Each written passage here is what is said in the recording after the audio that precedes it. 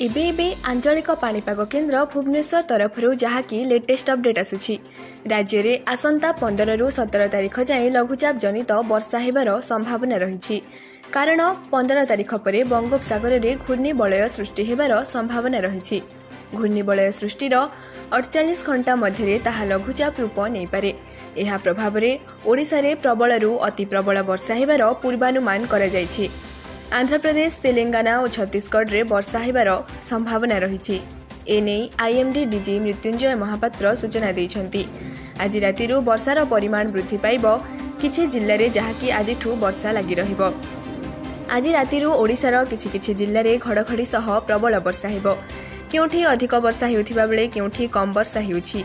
आज राज्यर किछि जिल्ला रे घड़घड़ी सह प्रबल वर्षा हेबार संभावना रही।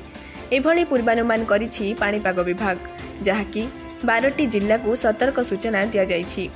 तेबे आज केउं जिल्ला रे प्रबल वर्षा हेब, ता सहित आसंता काली केउं जिल्ला रे वर्षा लगी रहिब, कौन रही पाणीपाग विभागर संपूर्ण अपडेट जानिबा। वीडियो को आरंभ करने पूर्व वीडियो तले थिबा लाल रंगर सब्सक्राइब बटन को क्लिक करंतु। पाखरे आसीथिबा बेल आइकन को दबांतु एवं ऑल कर दियंतु। ता सहित वीडियो को लाइक करी आपनक भल पाइबा दियंतु सबुदिन देश दुनियार खबर जानिबा पई। आज राज्यर किछि जिल्ला रे प्रबल वर्षा हेबार आशंका रही। बिहार रु आंध्र प्रदेश पर्यंत एक ट्रफ लाइन रही। यह प्रभाव में राज्यर किछि जिल्ला रे बिजुली घड़घड़ी सहित वर्षा हेबार संभावना रही।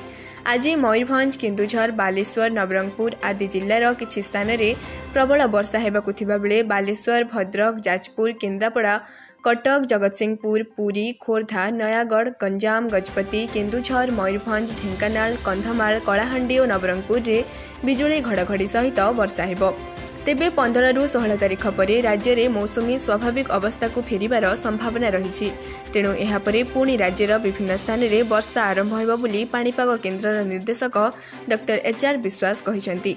तेबे दर्शक बंधु, आपणक केउं जिल्लारु देखुछंती, आपणक जिल्ला रे पाग केमिति अछि, कमेंट करी आमको जणांतु। धन्यवाद।